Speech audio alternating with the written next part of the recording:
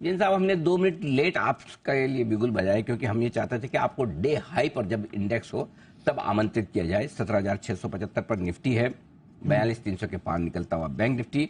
अब ऐसे में आपका बहुत स्वागत है। बताएं सर, आज का जेम्स स्टॉक।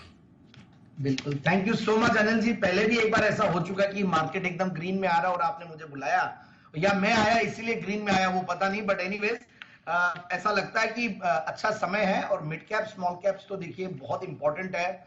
जब मार्केट ग्रीन में रहता है तो मिड कैप स्मॉल कैप की चाल थोड़ी फास्टर हो जाती है, क्योंकि पिछले कुछ दिनों में देख रहे हैं कि मार्केट्स कंसोलिडेट हो रहे हैं। 6-7 दिनों की तेजी के बाद एक रेंज में चल रहे हैं, तो mid cap small cap stock specific action और बढ़ गया।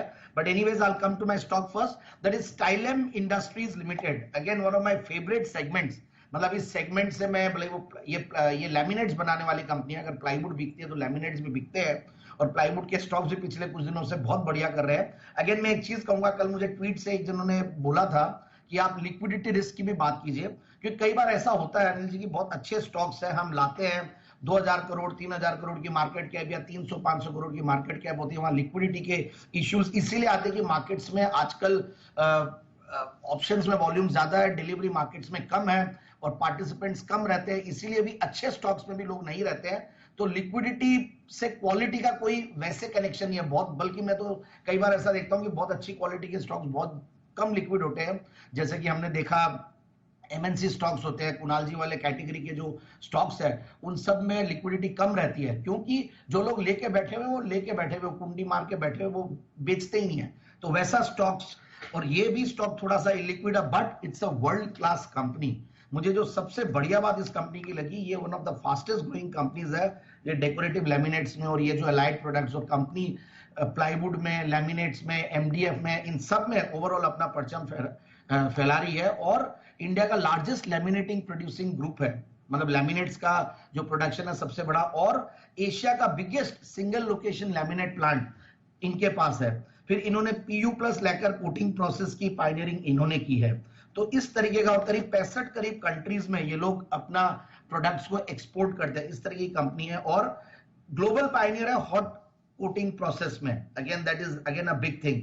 फिर पायनियर इंडिया में अगेन सॉलिड एक्रिलिक सरफेसेस बनाने में, और इन तरीके की, और प्लस बहुत बड़ी टीम है, इनफैक्ट काफी मतलब 1200 प्लस की टीम है। और दूसरी बात है कि 1200-1300 करीब इनके पास डिजाइन्स है, 120 प्लस टेक्सचर्स और फिनिशेस है। तो इस तरीके का इनका बिजनेस इंफ्रास्ट्रक्चर है। और मैं रेटिंग्स देख रहा था कंपनी का, और बढ़िया रेटिंग्स है, और 1991 से कंपनी कार्यरत है, और 1995 से कंपनी लिस्टेड है। तो ये देखिए आप, इतनी पुरानी लिस्टेड कंपनी है, मगर कई बार ऐसे नाम नहीं सामने आते क्योंकि लिक्विडिटी इश्यूज आते हैं। बट अगेन आई फील अब फंडामेंटल्स पे आना चाहिए।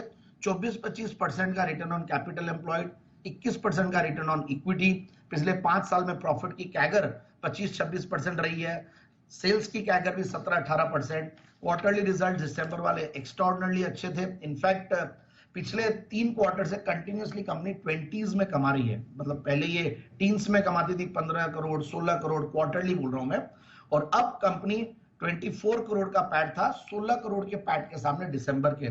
तो यानी कि 86 करोड़ के पैट पे बैठी हुई है company, highest ever quarterly TTM basis पे, एनुअलाइज प्रॉफिट्स पे। और दूसरी बात, इतने सारे एक्सपेंशन, इतना बड़ा प्लांट और ये सब कुछ, मतलब नेग्लिजिबल डेट्स पे, कंपनी के बुक्स में सिर्फ 75 करोड़ के डेट्स है।